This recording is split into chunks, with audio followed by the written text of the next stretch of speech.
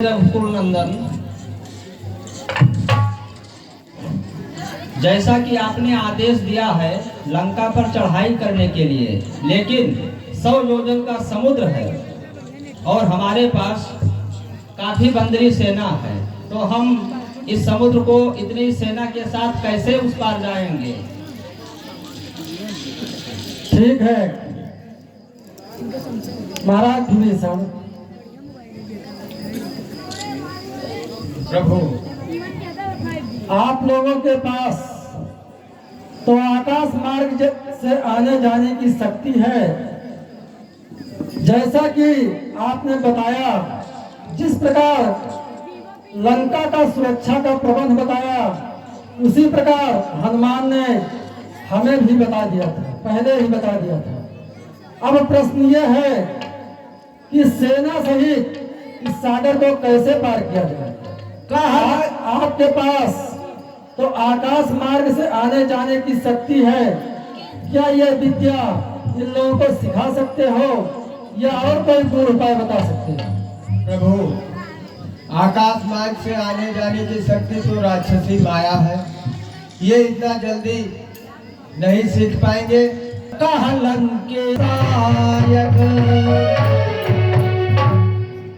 प्रभु, आप समुद्र से आग्रह करिए, क्योंकि ये आपके पूर्वज हैं, ये आपकी बात अवश्य मानेंगे। भैया, मैं मांगने का समर्थन नहीं करता, मांगने से भला कोई क्या दे देता है। और देव देव तो वो लोग पुकारते हैं। धनुष धारण करने का तो ये अर्थ नहीं कि जब जी चाहा उठा लिया बाण और दे दी धमकी। इसमें अत्याचार जनित अहंकार का सूचक है। मुझे महाराज विभीषण का मत अच्छा लगा और देव ने चाहा तो समुद्र हमें अवश्य रास्ता प्रदान करेगा। भैया, देव देव तो वो लोग पुकारते हैं जिसमें कार्य करने की शक्ति ना हो और साहस ना हो। आपके त्रिवेणी में तो वो बाण है जिसके एक टंकार मात्र से ये समुद्र आपके चरणों में शरणागत होगा, और फिर हम लोगों के पास इतना समय भी नहीं है कि हम समुद्र का विनती अनुनय भी नहीं करें। जो कार्य शीघ्र ही करना होगा न विनय ही बातों से, घी नहीं निकलती भाई जी सीधी या खड़ी उंगलियों से। चढ़ जाए धनुष पर बाण अभी तो उसका गर्भहरण होगा, फिर सागर हो या महासागर, आरत या चरण शरण होगा। हमारे पास इतना समय नहीं है कि हम अनुनय विनय करें। लक्ष्मण, देव पर भरोसा करना ना आलस्य है ना कायरता। देखो, मनुष्य के पास तो केवल कर्म करने की शक्ति होती है, उसका फल देव के अधीन है। मुझे महाराज विभीषण का मत अच्छा लगा, इसलिए एक उषा के आसन का व्यवस्था करो। मैं समुद्र देवता से अनुनय विनय कर उनसे रास्ता मांगूंगा। ठीक है, जैसे आप। दशरथ पुत्र राम, आपको प्रणाम करता हूँ। आज मैं आपकी शरण में आया हूँ। मैं महाराज सगर का वंशज राम, जिससे आपकी उत्पत्ति हुई है, मैं आपसे कुछ प्रार्थना करना चाहता हूँ। आज रघुकुल में आई विपत्ति का निवारण करने के लिए मैं तुमसे रास्ता मांगता हूँ, और मैं आज से प्रतिज्ञा करता हूँ कि मैं आज से अन्न जल ग्रहण किए बिना मैं आपकी आराधना जब तक करता रहूंगा जब तक आप प्रसन्न होकर मुझे रास्ता नहीं देते। बोले राम सकोप तब भय बिन होय न प्रीत।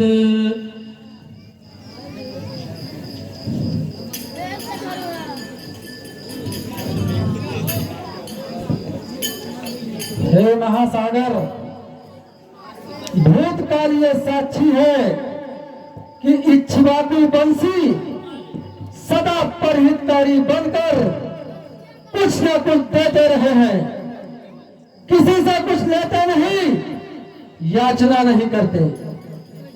परंतु आज पहली बार रघुवंशी राम ने अपना अधिकार समझकर तुमसे कुछ मांगा है, तुम्हारी उपासना की है। 3 दिन से विधिवत पूजन करने के बाद उत्तर में तुम केवल अपने अहंकार का गर्जन करते रहे हो। मंदगति जल्दी तुम पर राम की बिना प्रार्थना का कोई मोल नहीं पड़ा।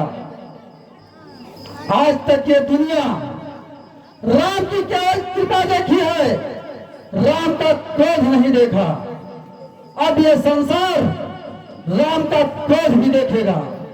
लक्ष्मण भैया तुम हमारा धनुष ले आओ और सर्पों के समान भयंकर बार राम का क्रोध भी देखेगा। यदि आप हमारी ये बातें पहले मान लेते भैया तो हमारे ये 3 दिन व्यर्थ नहीं जाते। अब एक क्षण भी व्यर्थ नहीं जाने देंगे। तुम हमारा धनुष ले आओ। जो आज्ञा भैया। जिस प्रकार मूर्ख के सामने विनय दिखाना और कुटिल के संग प्रीत करना व्यर्थ होता है, जिस प्रकार मोह ममता में फंसे हुए प्राणी को ज्ञान का उपदेश देना और ऊसर धरती में बीज बोना व्यर्थ होता है, उसी प्रकार तुम्हारे सामने राम की विनय प्रार्थना का कोई मोल नहीं पड़ा। 3 दिन तक विधिवत पूजन करने के बाद उत्तर में तुम केवल अपने अहंकार का गर्जन करते रहे हो।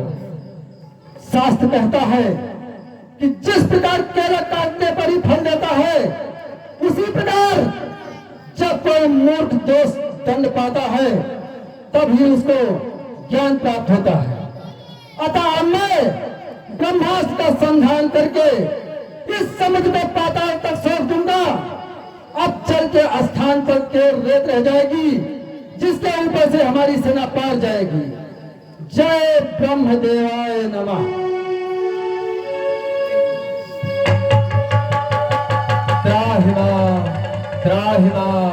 त्राहि माम प्रभु, क्षमा प्रभु क्षमा। प्रभु के प्रताप से क्षण भर में शोषण मेरा हो सकता है, पर इतना ध्यान रहे भगवान, गौरव मेरा मिट सकता है।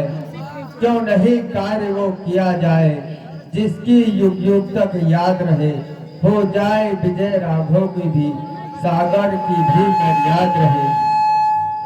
से संतोष हुआ, मुझे वो उपाय बताओ जिससे हमारा भी कार्य हो जाए और आपकी भी मर्यादा बनी रहे। सुनिए प्रभु, आपके बानर वे जल पर सेतु बनाएंगे, अपने हाथों से रखेंगे तो पत्थर भी तैराएंगे, फिर मदद करेगा सागर भी। मन में यह छुपी भावना है, पुल बंधे विजय लंका पर है, यह मेरी भी एक कामना है। ठीक है महासागर, जैसा आपने उपाय बताया है उसी के अनुसार हम कार्य करेंगे, लेकिन मेरी एक समस्या का समाधान करो। ये जो मेरे बाण हैं अमोघ हैं, एक बार अगर धनुष पर संधान हो जाए तो बिना लक्ष्य भेदे तुरीणी में वापस नहीं आती। अब मुझे ये बताओ, इस बाण को मैं कहां और किस पर छोड़ूं? ठीक है प्रभु, यह अग्निबाण उन पर छोड़ो जो खल है मेरे उत्तर में। आरंभ सेतु का कार्य करो अत्यंत शीघ्र शुभ अवसर में।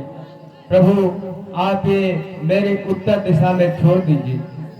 ठीक है, इस बाण की मार से वहां की धरती मरुभूमि हो जाएगी, जिनसे अनेक औषधियां उत्पन्न होंगी, जिससे जीवों का कल्याण होगा।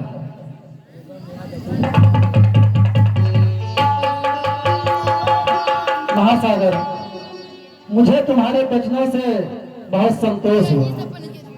धन्य है प्रभु आप। महाराज सुग्रीव,